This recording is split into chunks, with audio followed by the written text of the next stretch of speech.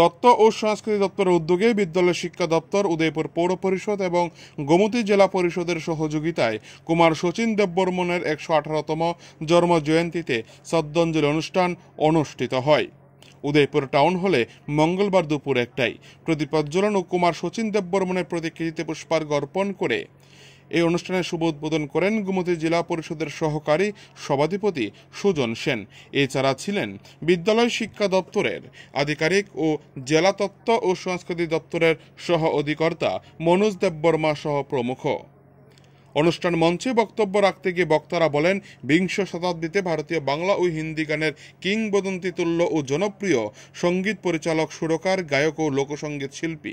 প্রায়শই তাকে এস.ডি. বর্মন হিসেবে উল্লেখ করা হয়।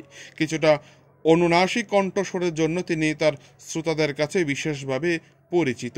প্রায় ১০০ বছর পার করেও বাংলা গানের শ্রোতাদের কাছে তার কালোত্তীর্ণ গানের আবেদন কিছুমাত্র লঘু হয়নি।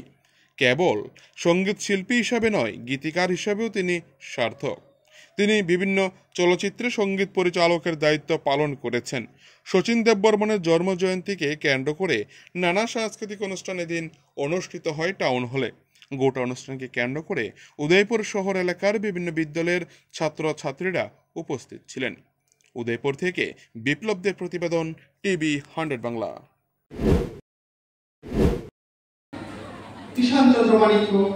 ঈশানচন্দ্র মাণিক্য অকাল মৃত্যু হয়েছে। কে রাজা হবেন? রাজবাড়ির বংশ পরম্পরা অনুযায়ী রাজা হন ওনার জ্যেষ্ঠ পুত্র, কিন্তু বজেন্দ্র কিশোর তখন নাবালক ছিলেন, রাজা হওয়ার মতো যোগ্যতা ছিল না।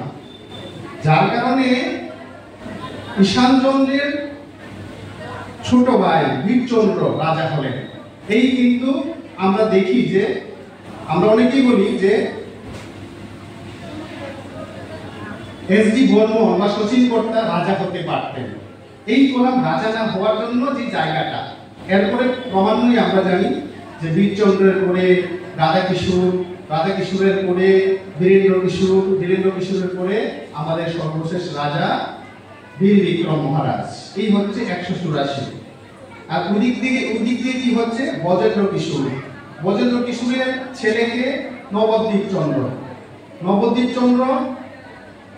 চন্দ্রের নবম সন্তান হচ্ছে আমাদের শচীন কর্তা।